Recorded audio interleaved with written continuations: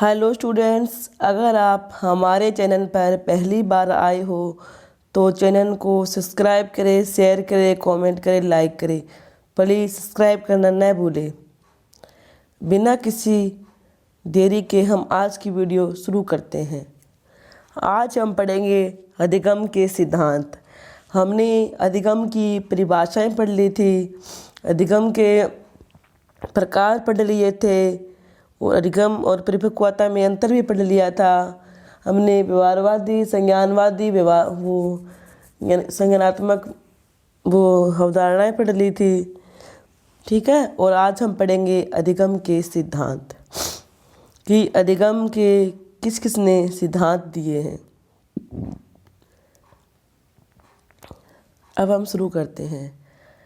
अधिगम या सीखने के सिद्धांत के अध्ययन के माध्यम से शिक्षकों को वर्तमान शैक्षणिक सिद्धांतों, चलित एकरूपता एवं परस्पर विरोध का परिज्ञान हो सकता है। मतलब कि एक राइटर आते हैं बिंगे व हंड, ये एक राइटर है। इन्होंने क्या कहा है? इन्होंने ये कहा है कि अधिगम या सीखने के सिद्धांत के अधिगम या सीखने के सिद्धांत के अध्ययन के माध्यम से शिक्षकों को वर्तमान शैक्षणिक सिद्धांतों, चलित एकरूपता परस्पर विरोध का परिज्ञान हो सकता है। यानी कि जो अधिगम का शाब्दिक अर्थ तो सीखना ही हो गया। आगे आ गया कि शिक्षकों को वर्तमान में शैक्षणिक सिद्धांतों, चलित एकरूपता परस्पर विरोध का क्या करते हैं? परिज्ञान हो सकता है। यह किसने कहा था? बिंगे व हंड ने। ठीक है, आगे हम पढ़ेंगे थॉर्नडाइक। थॉर्नडाइक क्या बोलते हैं? थॉर्नडाइक ने 1875 से लेकर 1949 का उद्दीपक अनुक्रिया सिद्धांत। थॉर्नडाइक ने एक सिद्धांत दिया था 1900 को इतने में दिया था 74 के अंदर एक सिद्धांत दिया था। 1974 से लेकर 1949 49 इन्होंने इसमें ना एक सिद्धांत दिया था। ठीक है, अमेरिका, ये जो मनोवैज्ञानिक है ना थॉर्नडाइक, के कहाँ के निवासी थे? ये अमेरिका के निवासी थे। अमेरिका मनोवैज्ञानिक थॉर्नडाइक ने 1898 में अपनी पीएचडी शोध एनिमल इंटेलिजेंसी के अंतर्गत अधिगम के सिद्धांत की खोज की। अधिगम के सिद्धांत की खोज की। थॉर्नडाइक ने ना पशुओं पर ज़्यादा जोर दिया था इसमें। मतलब कि ये जो थॉर्नडाइक है,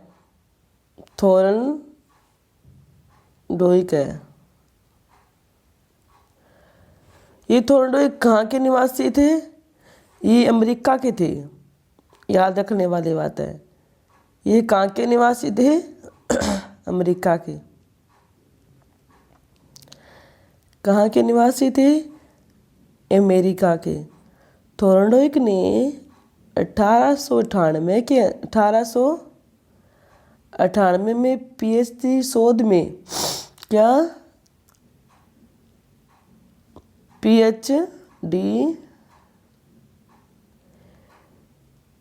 पीएचडी शोध में ना एनिमल इंटेलिजेंसी के अंत में एनिमल इंटेलिजेंसी के अंतर्गत अधिगम के सिद्धांतों की क्या की?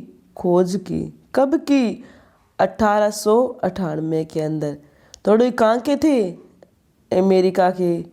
इन्होंने कब शोध किया? अपनी पीएचडी शोध में क्या किया? एनिमल इंटेलिजेंसी का शोध सिद्धांतों का खोज की।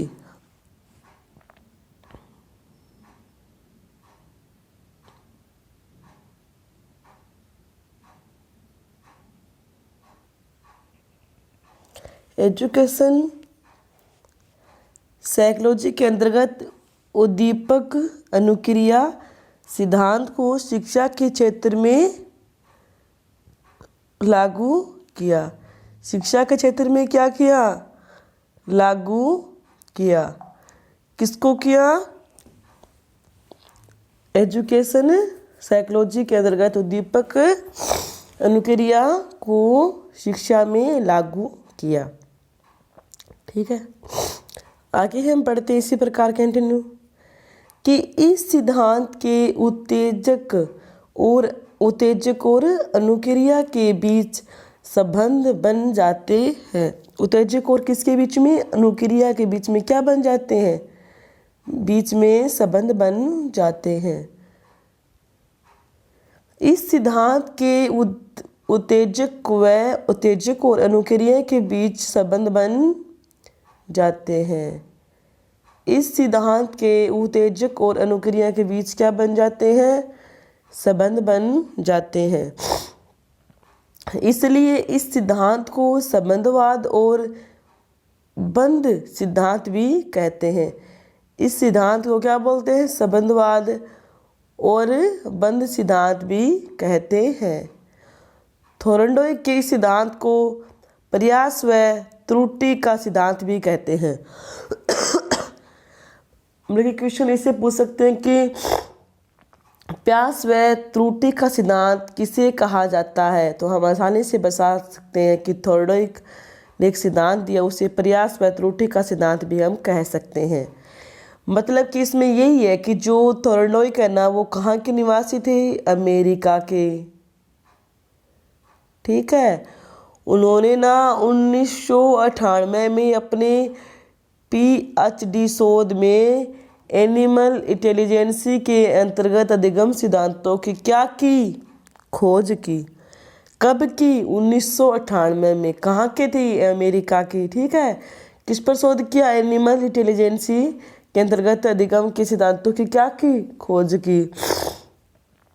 आगे है, थॉर्नडाइक ने 1913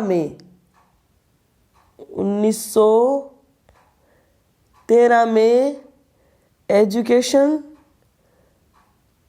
साइकोलॉजी के अंतर्गत शिक्षक मनोविज्ञान के अंतर्गत उद्दीपक अनुक्रिया सिद्धांत को शिक्षा में लागू किया। शिक्षा में लागू किया।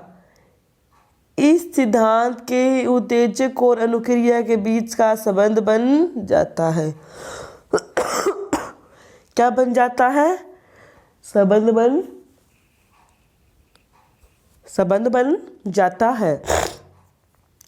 इस सिद्धांत के उत्तेजक और अनुक्रिया के बीच के संबंध में बन जाता है। आगे आता है, इसलिए इस सिद्धांत को संबंधवाद और बंध सिद्धांत भी कहते हैं।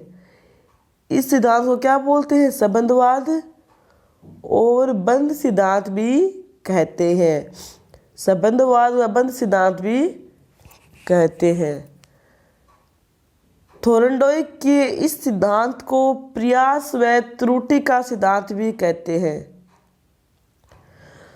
थॉर्नडाइक को प्रयास व किसका सिद्धांत कहते हैं? त्रुटि का। प्रयास व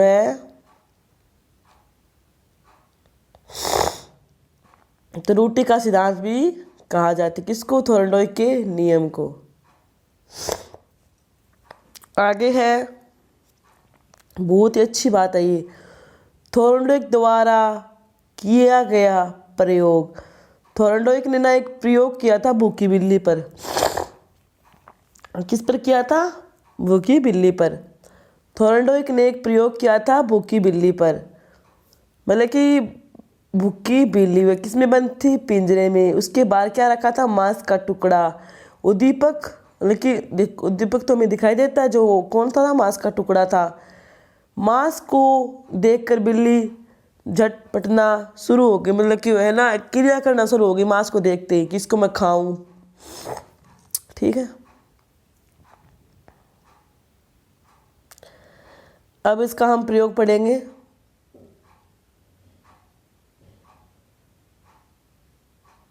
ये थोर्नडॉय के नियम आ गए।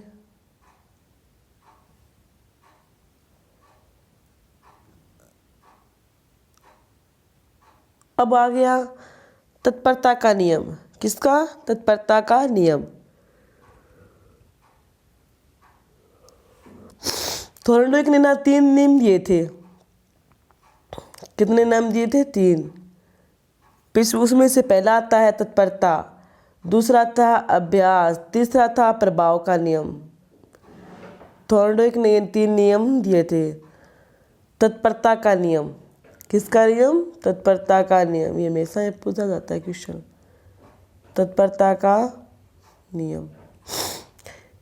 सीखने के इस नियम का अभिप्राय है कि जब प्राणी किसी कार्य को करने के लिए तैयार रहता है, यानी कि इसमें ये बताया है कि जो सीखने के नियम इस सिद्धांत का अभिप्राय है जब प्राणी किसी कार्य को करने के लिए क्या रहता है? तैयार।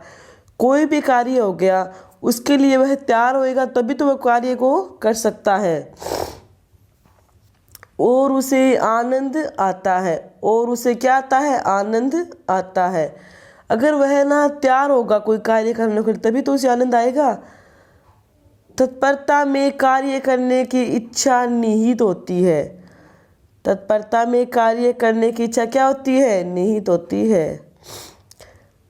इच्छा न होने पर प्राणी डर के मारे पढ़ने अवश्य बैठ जाएगा। डर के मारे पढ़ने अवश्य बैठ जाएगा, लेकिन वह कुछ सीख नहीं पाएगा। कि वह मतलब कि तत्पर होगा ना तभी वो कार्य कर पाएगा। अगर हम उसके साथ ज़बरदस्ती करेंगे तो बैठ तो ज़रूर जाएगा डर से, लेकिन वह कुछ भी सीख नहीं पाएगा। तत्परता ही बालक के ध्यान को केंद्रित करने में सहायक है। तत्परता ही बालक के ध्यान को केंद्रित करने में सहायक है। अब एक बार हम फिर से इसको रिपीट करते हैं। थोर्नडॉय ने ना 3 नियम दिए थे। कौन कौन से थे वो? नंबर 1 तत्परता का नियम, नंबर 2 अभ्यास का नियम, नंबर 3 प्रभाव का नियम। नंबर 1 तत्परता का नियम, नंबर 2 अभ्यास का नियम, नंबर 3 प्रभाव व परिणाम का नियम। याद रखने वाली बात है। तत्परता का मतलब कि जब उसका मन होगा ना तभी वो कार्य कर पाएगा। अगर उसकी इच्छा नहीं होगी तो वह कार्य नहीं कर पाएगा, इसलिए इसको तत्परता का नियम कहा गया है। तत्परता का नियम, अभ्यास का नियम, प्रभाव का नियम। थोर्नडॉय ने मुख्य 3 नियम दिए थे। थोर्नडॉय कहाँ के थे? अमेरिका के। उन्होंने अपनी शोध में एनिमल इंटेलिजेंस पर शोध किया था। ठीक है, ये क्वेश्चन आगे हमेशा ही पुटअप होते हैं, हमेशा ही। थोर्नडॉय के नियम 3 थे। तत्परता, प्रभाव, अभ्यास। तत्परता, प्रभाव, अभ्यास। तत्परता, प्रभाव, अभ्यास। तत्परता तो हो ही गया कि सीखने की इस अभिप्राय है कि जब प्राणी किसी कार्य को करने के लिए तैयार होता है तो उसे आनंद आता है। तत्परता से कार्य करने की इच्छा निहित होती है। इच्छा न होने पर प्राणी डर के मारे अवश्य पढ़ने बैठ जाएगा, लेकिन वह कुछ सीख नहीं पाएगा। तत्परता ही बालक के ध्यान को केंद्रित करने में सहायक है। तत्परता ही बालक को ध्यान में रखने पर केंद्रित में सहायक है। एक उदाहरण है कि एक घोड़े को तालाब तक ले जाया जा सकता है, लेकिन उसे पानी पीने के लिए बाध्य नहीं कर सकते, क्योंकि घोड़े को प्यास होगी तभी तो वो पानी पिएगा। हम उसे ज़बरदस्ती पानी तो नहीं पिला सकते ना। तब ये क्या होगा? तत्परता का नियम मतलब कि जब हम तत्पर होंगे तभी हम उस कार्य को कर सकते हैं। हम मतलब कि ये नहीं कि हमने उससे डर के बैठ गए तो कार्य पूर्ण कभी नहीं हो सकता। जब हम तत्पर होंगे ना तभी उस कार्य को कर सकते हैं। ये आ गया तत्परता का नियम। किसका नियम आ गया? तत्परता का नियम। आगे आता है अभ्यास का नियम। आगे कौन सा आता है? अभ्यास का नियम। कि अभ्यास का नियम में क्या बताया गया है कि इस नियम के अनुसार किसी क्रिया को, देखो कितनी अच्छी बात है, बार बार कोई भी कार्य हो, अभ्यास होता है, ठीक है, इसको हम बार बार करते हैं, बार बार दोहराने से यह याद हो जाता है कि न दोहराने से वह भूल जाती है। इस प्रकार यह नियम प्रयोग करने तथा प्रयोग न करने पर आधारित है।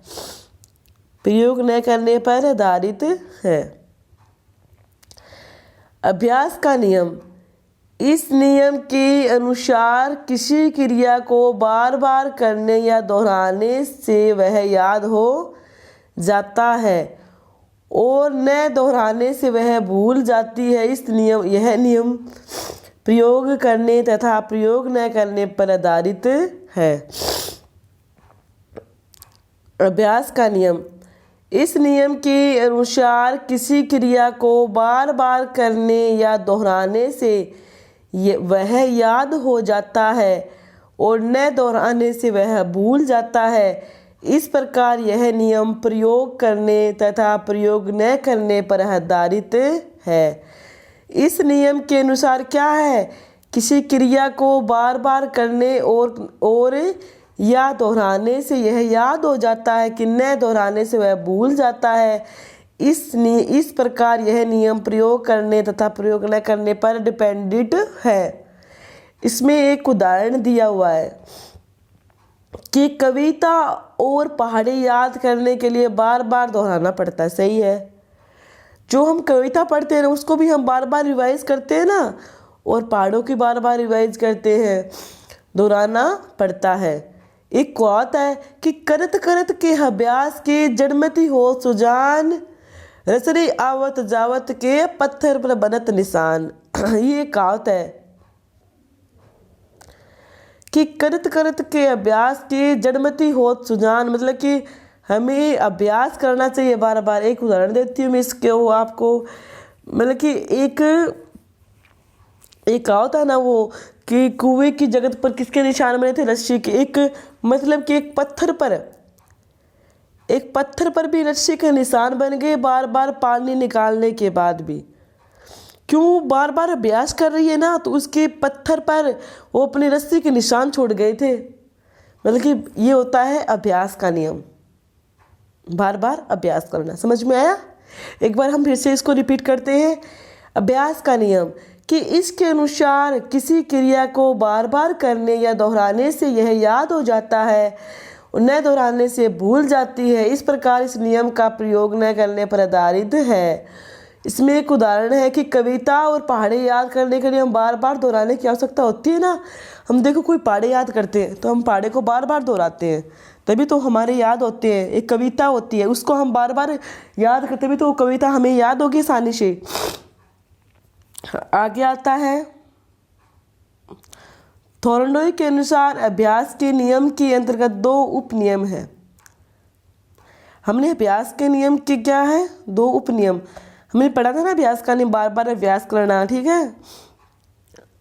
2 उपनियम है। थॉर्नडॉय के अनुसार अभ्यास के नियम के अंतर्गत 2 उपनियम है। सबसे पहले कौन सा आता है? उपयोग का नियम। दूसरा अनुप्रयोग का नियम। ये मतलब कि थॉर्नडॉय का है ना, थॉर्नडॉय के नियम के अभ्यास के नियम के अंतर्गत 2 उपनियम होते हैं। इसमें 2 आते हैं इसमें, उप नियम, अनुप्रयोग नियम, ठीक है। परिणाम व प्रभाव का नियम। परिणाम व प्रभाव का नियम। थॉर्नडॉय का यह नियम सीखने और अध्ययन का आधारभूत नियम है। क्या है? कि थॉर्नडॉय का यह नियम सीखने और अध्ययन का आधारभूत नियम है। थॉर्नडॉय का यह नियम सीखने और अध्यापन का आधारभूत नियम है। इस नियम को संतोष व असंतोष का नियम भी कहते हैं। ये याद रखने वाली बात है। प्रभाव व सिद्धांत का नियम को किसका नियम कहते हैं? संतोष व संतोष का नियम भी कहते हैं।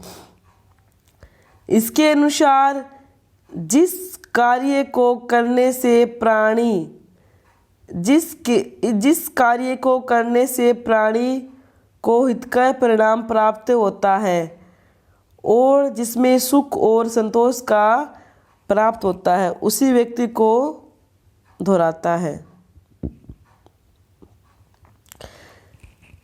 थोरनडॉय के अनुसार संतोषप्रद परिणामों को उत्तेजना और प्रतिक्रिया व अनुक्रिया का अनुबंधन दृढ़ होता है। देखो पढ़ते हैं हम इसको, अब रिवाइज एक बार समझते हैं इस बात को।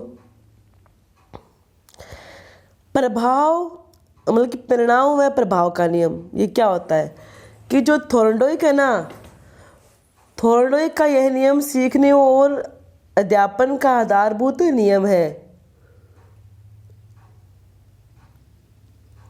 कि थोरनडॉय का यह नियम सीखने और अध्यापन का आधारभूत नियम है। थोरनडॉय का यह नियम सीखने और अभ्यास का आधारभूत नियम है। इस नियम को संतोष व असंतोष का नियम कहते हैं।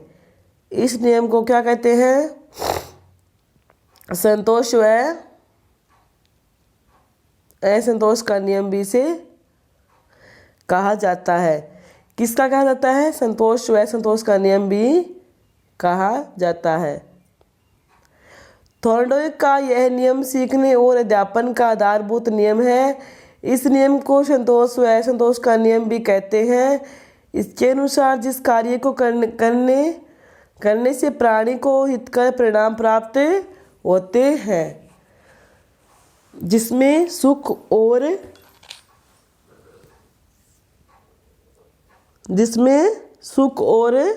संतोष प्राप्त होता है, उसी को व्यक्ति दोहराता है। आगे आता है थोरनडॉय के अनुसार संतोषप्रद परिणामों से उत्तेजना और प्रतिक्रिया या अनुक्रिया का अनुबंधन दृढ़ हो जाता है। संतोषप्रद परिणामों में उत्तेजना और प्रतिक्रिया या अनुक्रिया का अनुबंधन हो जाता है। किसका हो जाता है? प्रतिक्रिया व अनुबंधन का। किसका हो जाता है? प्रतिक्रिया और अनुबंधन का। ठीक है, मतलब कि इसमें तो ये बताया है कि जो थोरनडॉय ने ना, उन्होंने 3 नियम दिए थे। कौन कौन से थे वो 3 नियम? तत्परता, अभ्यास और प्रभाव का नियम। ये थोरनडॉय ने 3 नियम दिए थे अपने। ठीक है, इसमें तत्परता हो ही गया, अभ्यास मैंने पढ़ाई दिया आपको। प्रभाव का नियम वही होता है मतलब कि इस सिद्धांत के इस अनुसार कार्य को सीखता है, जिसका परिणाम हमारे लाभदायक हो, जिससे हम सुख और संतोष का नियम भी कहते हैं। सुख व संतोष का नियम भी कहते हैं।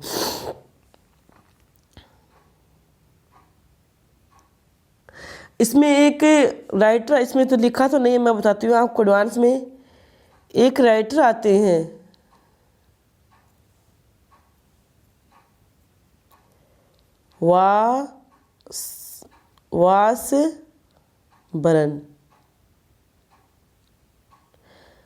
वासबर्न एक राइटर आते हैं। उन्होंने क्या कहा है?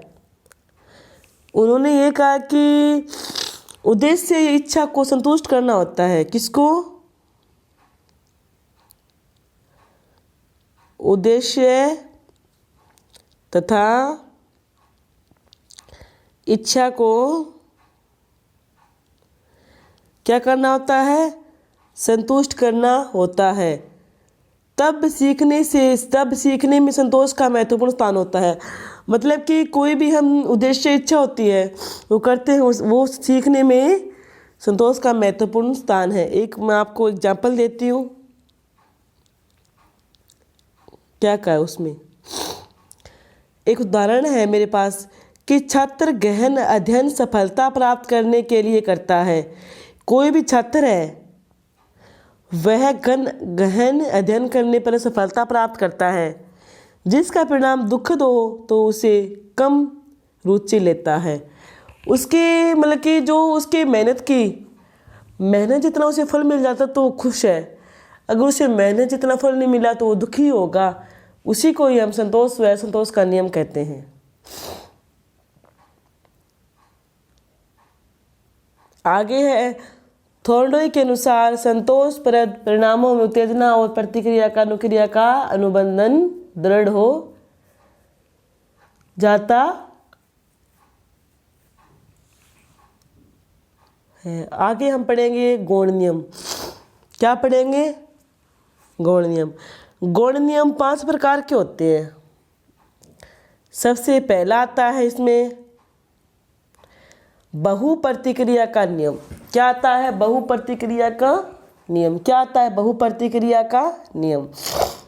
इसमें हम पढ़ते हैं बहुत सारी क्रिया करना। इस नियम के अनुसार जब व्यक्ति के सामने समस्या आती है तो वह उसे सुलझाने के लिए अनेक प्रकार की अनुक्रिया करता है, तब तक करता रहता है जब तक वह सही अनुक्रिया की खोज नहीं कर लेता। ऐसा होने पर उसकी समस्या सुलझ जाती है, उसे संतोष मिलता है। बहु प्रतिक्रिया का नियम कि इस नियम के अनुसार जब व्यक्ति के सामने समस्या आती है, मतलब कि इस नियम के अनुसार जब व्यक्ति के सामने समस्या आती है तो वह सुलझाने के लिए अनेक प्रकार की अनुक्रियाएं करता है।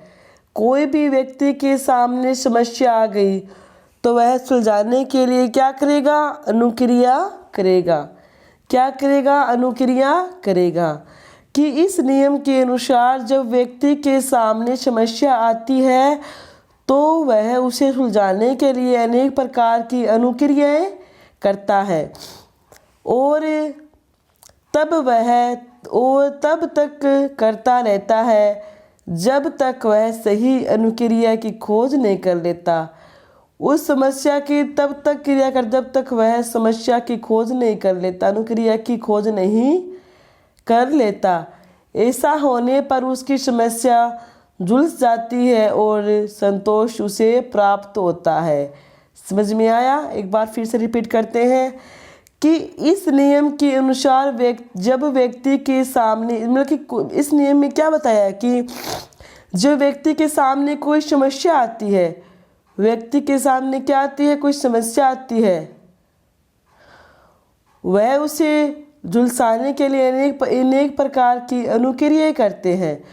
उसे सुलझाने के लिए क्या करते हैं? अनेक प्रकार की अनुक्रिया करते हैं और तब तक करता रहता है जब तक वह सही अनुक्रिया की खोज नहीं कर पाता। तब तक करता रहता है जब तक वह अनुक्रिया की खोज नहीं कर लेता।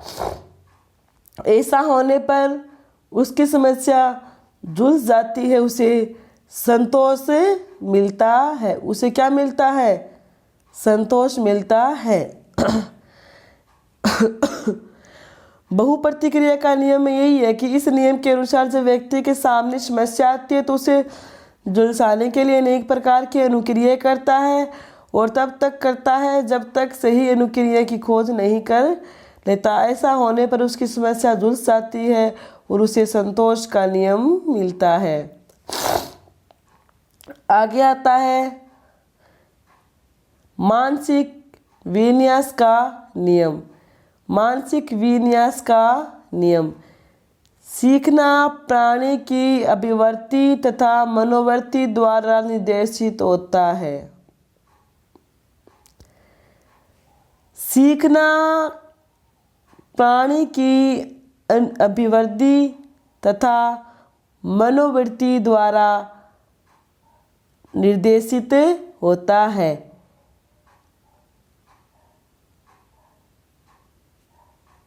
यदि प्राणी मानसिक रूप से सीखने के लिए तैयार है कि यदि प्राणी मानसिक रूप से सीखने के लिए क्या है, तैयार है, तो नवीन क्रिया को शीघ्र सीख लेता है।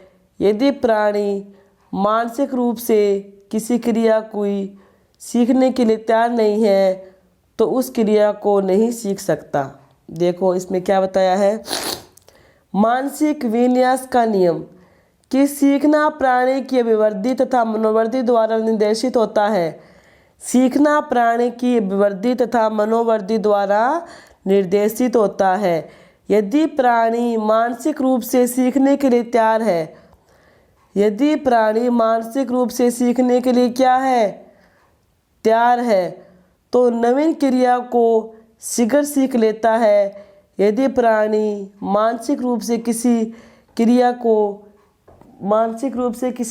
को सीखने के लिए तैयार नहीं है तो उस क्रिया को सीख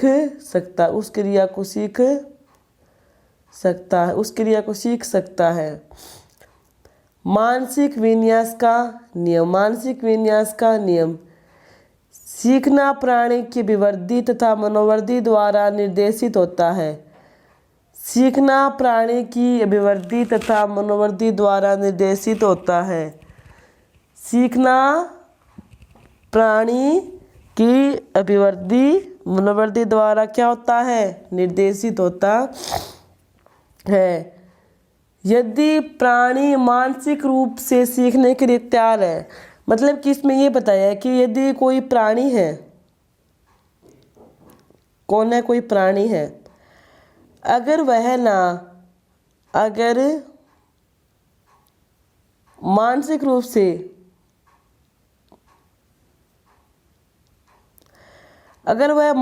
से सीखने के लिए तैयार है ना, तो वह उस कार्य को आसानी से सीख सकता है। बस यही मानसिक विन्यास का नियम है। That is clear. तो यह क्रिया को शीघ्र सीख लेता है। यदि प्राणी रूप से किसी क्रिया को सीखने के लिए तैयार है तो उस क्रिया को सीख सकता है। मतलब कि अगर कोई व्यक्ति है, उसे कार्य करने में लगन होगी तो वह उस कार्य को आसानी से सीख सकता है। उसमें मानसिक विन्यास का नियम है ये, ठीक है। मानसिक विन्यास का नियम ये कहता है कि सीखना प्राणी की अभिवृद्धि तथा मनोवृद्धि द्वारा निर्देशित होता है। यदि प्राणी मानसिक रूप से सीखने के लिए तैयार है तो नवीन क्रिया को शीघ्र सीख लेता है। यदि प्राणी मानसिक रूप से कमज़ोर है तो सीखने के लिए तैयार नहीं है तो इस क्रिया को सीख नहीं सकता। ठीक है। आगे आता है हमारा आंशिक क्रिया का नियम। कौन सा? आंशिक क्रिया का नियम। ये क्या होता है कि यह नियम इस बात पर बल देता है, यह नियम किस बात पर बल देता है, पढ़ते आगे, कि कोई प्रतिक्रिया संपूर्ण स्थिति के प्रति नहीं होती। कोई भी प्रतिक्रिया संपूर्ण स्थिति के प्रति नहीं होती। कोई भी प्रक्रिया संपूर्ण स्थिति के प्रति नहीं होती है। क्या पढ़ रहे हैं? मानसिक नियम। यह केवल संपूर्ण स्थिति के कुछ पक्षों अथवा अंशों के प्रति ही होती है। इसमें क्या हो गया? इसमें यही है कि यह प्रतिक्रिया संपूर्ण स्थिति के प्रति नहीं होती। यह केवल संपूर्ण स्थिति के कुछ पक्षों अथवा अंशों के प्रति ही होती है। इस नियम के अनुसार किसी कार्य को असंगत विभाजित करने किया जाता है तो वह शीघ्रता से सीख जाता है। इस नियम पर यह नियम इस बात पर बल देता है कि एक प्रतिक्रिया संपूर्ण स्थिति के प्रति नहीं होती। एक जो प्रतिक्रिया है ना, क्या हो गया? प्रतिक्रिया क्या हो गया? प्रतिक्रिया स्थिति के प्रति नहीं होती। यह नियम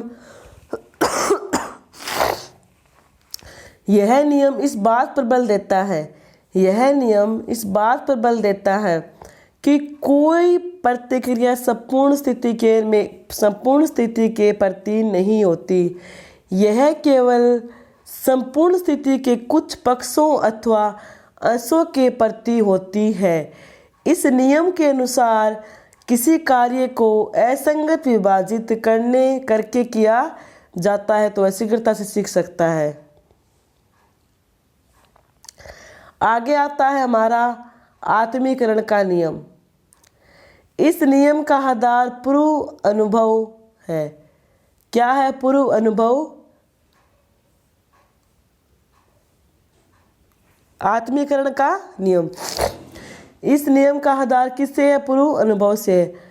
इसमें क्या गया कि प्राणी किसी नवीन परिस्थिति या समस्या के उपस्थिति होने पर उससे मिलती जुलती अन्य परिस्थिति या समस्या का स्मरण करता है जिसे वह पहले भी अनुभव कर चुका है।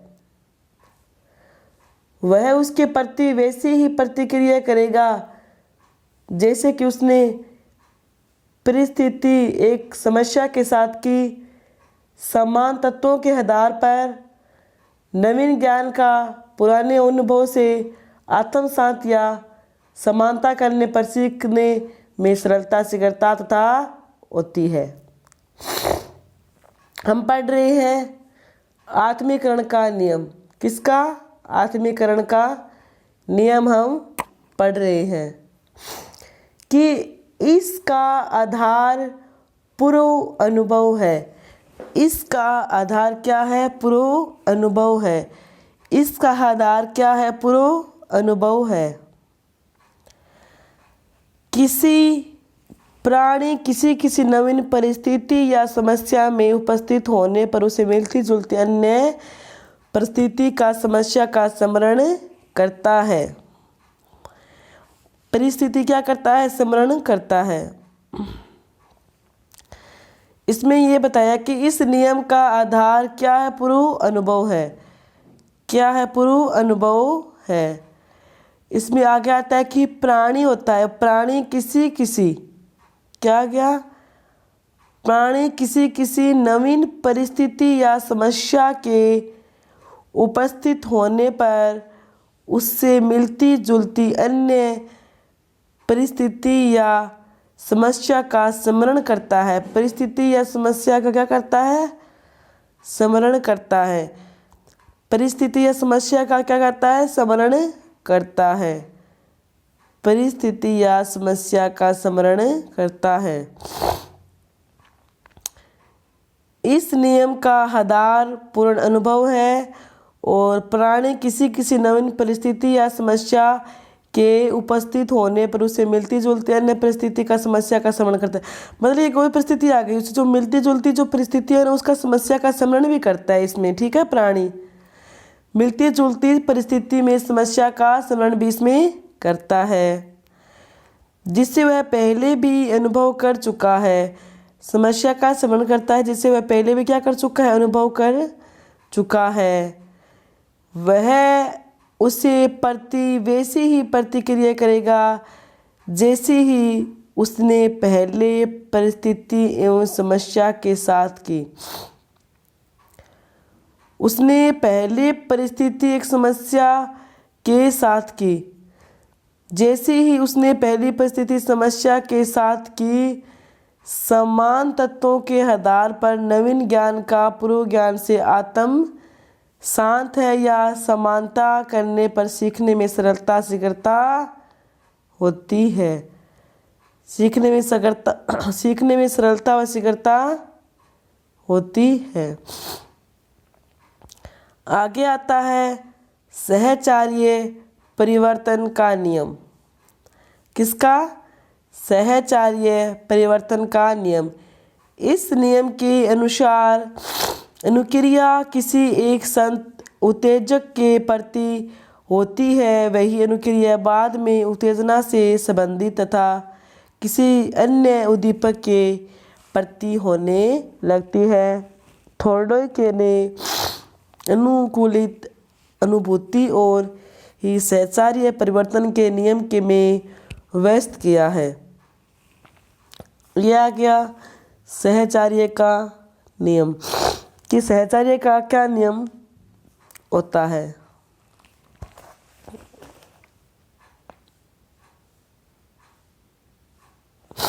इसमें यह है कि मैं आपको बताती हूँ, मैंने मेरी शब्दों में, इसमें है कि इस नियम का अर्थ पहले कभी की गई क्रिया को उसी समान दूसरी स्थिति में करना। मतलब कि इस नियम का क्या अर्थ है? नियम का अर्थ, ठीक है, इसमें क्या है कि इसमें बताया गया है कि जो मतलब कि इसमें क्या है कि इस नियम का अर्थ है कि पहले कभी की गई, कि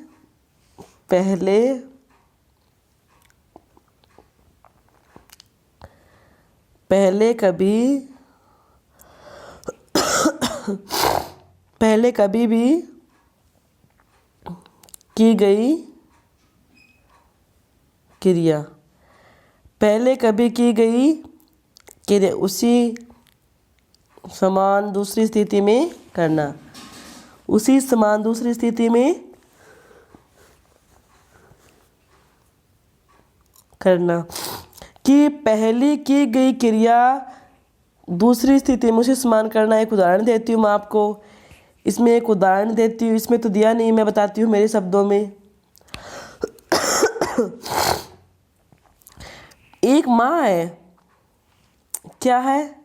एक माँ होती है जिसका पुत्र उससे दूर चला जाता है। एक माँ का पुत्र उससे क्या चला गया? दूर चला गया।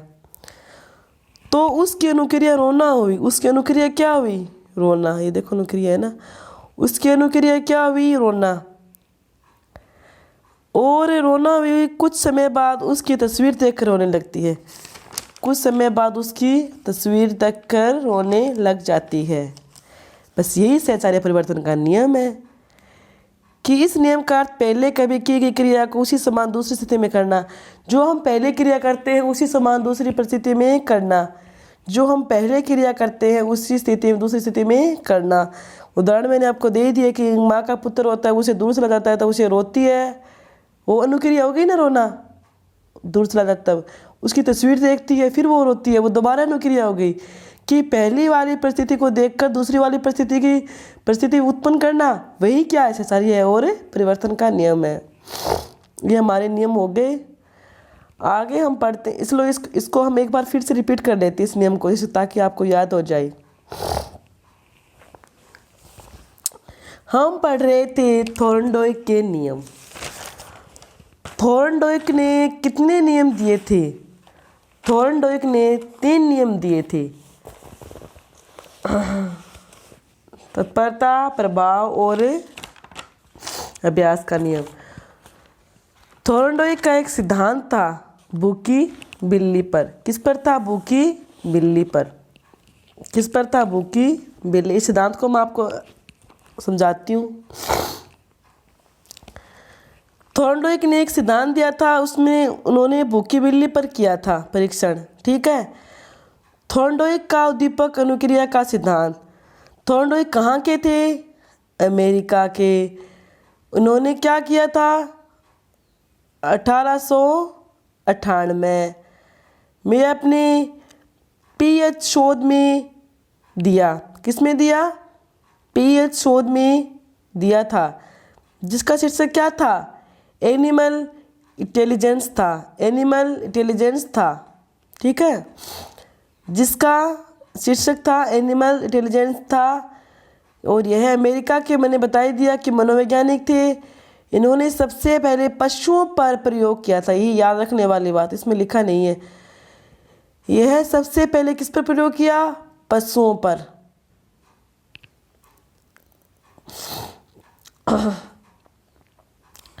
ये हो गया। और थॉर्नडाइक द्वारा दिया गया सिद्धांत। थॉर्नडाइक ने एक सिद्धांत दिया था, थॉर्नडाइक ने क्या दिया था? सिद्धांत दिया था। उन्होंने भूखी बिल्ली पर अपना सिद्धांत दिया था। इसकी मैं एक आपको कहानी बताती हूँ जिससे आपको याद हो जाए। मतलब कि इसमें ये है कि जो थॉर्नडाइक है ना, थॉर्नडाइक ने, हम ये सिद्धांत पढ़ रहे हैं, ठीक है ना। थॉर्नडाइक ने प्रथम प्रयोग भूखी बिल्ली पर किया। किस पर किया? भूखी बिल्ली पर। थॉर्नडाइक ने प्रथम प्रयोग भूखी बिल्ली पर किया।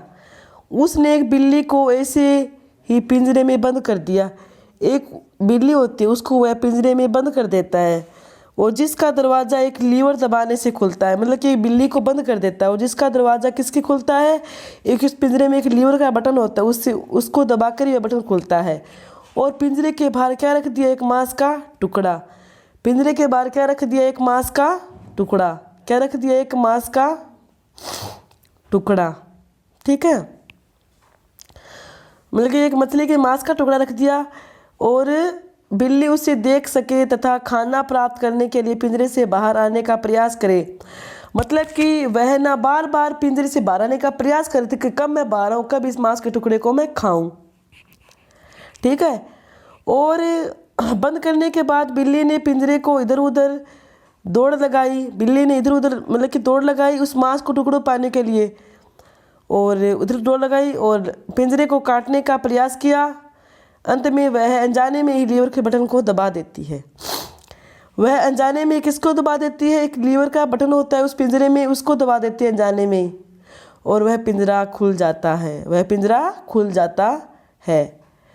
बिल्ली ने बाहर आकर भोजन किया। थॉर्नडाइक ने शीघ्रता से उसे प्रयास के लिए बिल्ली को दोबारा इसमें पिंजरे में बंद कर दिया, और बिल्ली ने लीवर को दबाकर पिंजरे का दरवाज़ा खोलने में सफल हो गई। केस में बिल्ली ने अनुक्रिया की। बार बार बिल्ली ने कोशिश की कि मैं इस पिंजरे को खोलूं, खोलकर इस मांस के टुकड़े को मैं खाऊं। उन्होंने बार बार अभ्यास किया। उन्होंने उसमें पिंजरे में उछल कूद की। उसमें उसका एक बटन था, लीवर का बटन, जिस पर उससे बिल्ली का पैर आ जाता है, उससे वह खुल जाता है, ठीक है। That is clear. यह थॉर्नडाइक का नियम था। अगर पूछ ले कि थॉर्नडाइक ने किस पर प्रयोग किया, तो हम आसानी से बता सकते हैं कि थॉर्नडाइक ने एक भूखी बिल्ली पर प्रयोग किया, ठीक है। किस पर किया? भूखी बिल्ली पर। ये याद रखने वाली बात है। अब फिर हमने पढ़ा थॉर्नडाइक के नियम। क्या पढ़ा? थॉर्नडाइक के नियम। इसमें हमने 3 नियम पढ़े थे: तत्परता, प्रभाव और संतोष व संतोष का प्रभाव का नियम, ठीक है। इसमें तत्परता में तो मैंने बता ही दिया कि जब हम कोई भी कार्य करेंगे, तत्पर होंगे, तभी हम उस कार्य को कर सकते हैं। अगर उसमें हमारी रुचि नहीं होती, तब हम उस कार्य को नहीं कर सकते। That is clear. बस यही है, एक घोड़े वाला उदाहरण है। अगर घोड़े को हम तालाब के पास ज़बरदस्ती ले जाया जा सकते हैं, लेकिन उसे हम पानी नहीं पिला सकते। घोड़ा तत्पर होगा तभी पानी पिएगा। एक ये उदाहरण है, ठीक है। आगे आता है अभ्यास का नियम, कि इस नियम का प्रयोग अनुप्रयोग का नियम भी कहते हैं। इस प्रयोग को किसका नियम भी कहते हैं? अनुप्रयोग का नियम भी कहते हैं। अभ्यास का नियम अर्थ है किसी क्रिया को बार बार करना। बिल्ली कर रही थी ना बार बार अभ्यास, तभी वो मांस के टुकड़ों को हासिल कर पाई। बार बार अभ्यास करना, वही क्या हो गया? अभ्यास का नियम। इसमें उदाहरण मैंने बताई दिया आपको कि करत करत के अभ्यास के जड़मती हो सुजान, रसरी आवत जावत के पत्थर पर बनत निशान। कि करत करत के अभ्यास के जड़मती हो सुजान, रसरी आवत जावत के पत्थर पर बनत निशान। यथार्थ अभ्यास करते रहने से मूर्ख व्यक्ति भी विद्वान बन जाता है। ठीक वैसे ही जैसे कुएं की जगत पर बार बार रस्सी के आने जाने से उस पर निशान बन गए थे, एक पत्थर पर रस्सी के निशान बन गए थे। पत्थर इतना मजबूत होता है, फिर भी उस पर रस्सी के निशान बन गए कि करते करते अभ्यास के जड़मती हो सुजान, रसरी आवत जावत के पत्थर पर बनत निशान। यह अभ्यास का नियम है, उदाहरण याद रखना।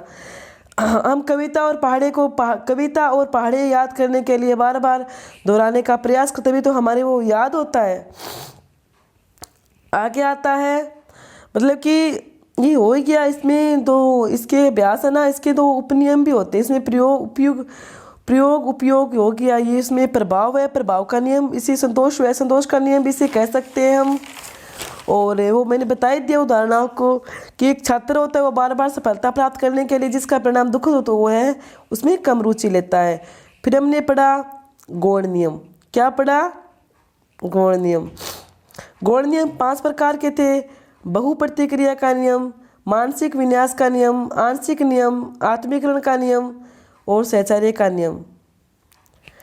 आंशिक क्रिया का नियम, आंशिक बहुप्रतिक्रिया का नियम और इसमें मैं बताती हूँ आपको एक सरल लैंग्वेज में कि जब हम कोई नया कार्य करते हैं उसके प्रति अनेक क्रियाएं करते हैं, वह तरीका अपनाते हैं, वह क्या है? बहुकृत प्रतिक्रिया का मतलब बहुत सारी क्रिया करना, बहुत सारी क्रिया किया। आगे आता है मानसिक विन्यास का नियम कि जैसे मतलब कि इसमें ये बताया है कि मतलब कि मन के मारे हार, मन के जीते जीत। एक उदाहरण है कि हम जब मन से हार जाते हैं ना तब हमारी हार ही होती है, जब मन से कुछ जीत जाते हैं ना तब हमारी जीत होती है। इसमें एक ये उदाहरण बता दिया मैंने आपको। आगे आता है आत्मीकरण का नियम, मतलब कि ज्ञात से अज्ञात की ओर। मतलब कि हमें जो पूर्व ज्ञान होता है उसके स्थायी अंग बना लेते हैं, इसका संबंध स्थापित करते हैं। इसमें ज्ञात व अज्ञात का नियम होता है। सहचर्य का नियम मैंने बताया था कि एक माँ का पुत्र दूसरे दूर चला जाता है, वो रोती है, फिर उसको तस्वीर को देकर फिर रोती है, क्योंकि वो पहली वाली अनुक्रिया करती है, उसी तरह दूसरी अनुक्रियाएं करती है। ये हो गया। अब हमारा आता है शैक्षिक महत्व, कि शैक्षिक का क्या महत्व होता है, कि शैक्षिक का क्या महत्व होता है।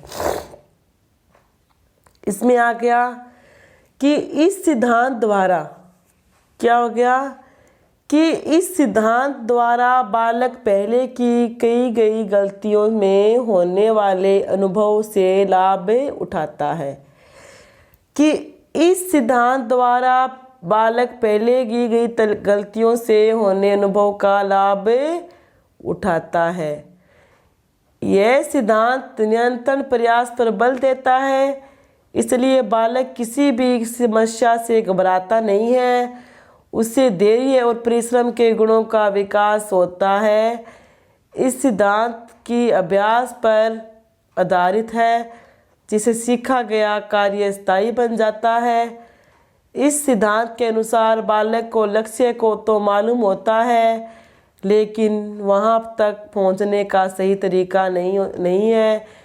विभिन्न प्रयासों द्वारा वह लक्ष्य प्राप्त का सही तरीका याद करता है, जिससे उसे आत्मनिर्भरता और आत्मविश्वास के गुणों का विकास होता है। इस सिद्धांत के द्वारा बालक आशावादी, सफलता देखने वाला बनता है। इस सिद्धांत करके सीखने पर अधिक बल देता है। छोटे बाल के सीखने के लिए सिद्धांत उपयोगी है, मंद बुद्धि से गति वालों के लिए विशेष उपयोगी है। शैक्षिक महत्व, कि शिक्षा का क्या महत्व होता है। इसमें क्या है कि पहले गलती होने से अनुभव का लाभ उठाता है और ये नियंत्रण बालक बल देता है, इसलिए बालक की किसी भी समस्या को घबराता नहीं है। धैर्य और परिश्रम के गुणों का विकास होता है और यह सिद्धांत अभ्यास की क्रिया पर आधारित है, जिसे सीखा गया कार्य स्थायी बन जाता है। और इस सिद्धांत के अनुसार बालक को लक्ष्य तो मालूम होता है, लेकिन वहाँ तक पहुँचने का सही तरीका नहीं होता और वह इस प्रयासों को लक्ष्य प्राप्त का सही तरीका याद करता है। यही है बस, इसमें तो कुछ और ख़ास बात तो है नहीं। इस सिद्धांत करके सीखने पर अधिक बल देता है और छोटे बालकों के सीखने के लिए सिद्धांत उपयोगी है। मंद बुद्धि से सीखने वाले उपयोगी है। इसमें ये शैक्षिक महत्व आ गया। ठीक है, हमने नियम पढ़ लिए, गौण नियम पढ़ लिए, शैक्षणिक महत्व पढ़ लिया। तो आज की वीडियो हम यहीं समाप्त करते हैं। कल की वीडियो में हम आगे और पढ़ेंगे। आप हमारे चैनल पर इसी तरह बनी रहे, टाइम टू टाइम आपको क्लास मिलेगी। जय हिंद, जय भारत।